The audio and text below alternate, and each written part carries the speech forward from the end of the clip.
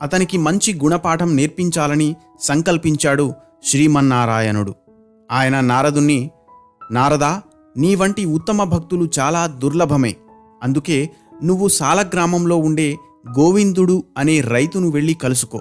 బహుశా అతని వద్ద నుండి నిజమైన భక్తి అంటే ఏమిటో నువ్వు ఇంకా స్పష్టంగా నేర్చుకోగలవేమో అన్నాడు.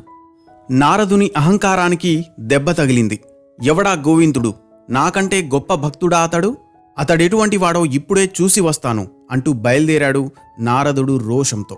భూలోకానికి వచ్చి ఆ గోవిందుడు ఉండే ఇల్లు కనిపెట్టాడు. ఒక చెట్టు చాటున నిలబడి అతడు చేసే పనులన్నింటినీ గమనించాడు. గోవిందుడు ఉదయాన్నే లేచి కాలకృత్యాలు ముగించుకొని దేవుని పటం ముందు కూర్చొని 3 సార్లు నారాయణ నారాయణ నారాయణ అంటూ నమస్కరించాడు. తరువాత నాగలిని భుజంపై వేసుకుని పొలానికి బయలుదేరాడు.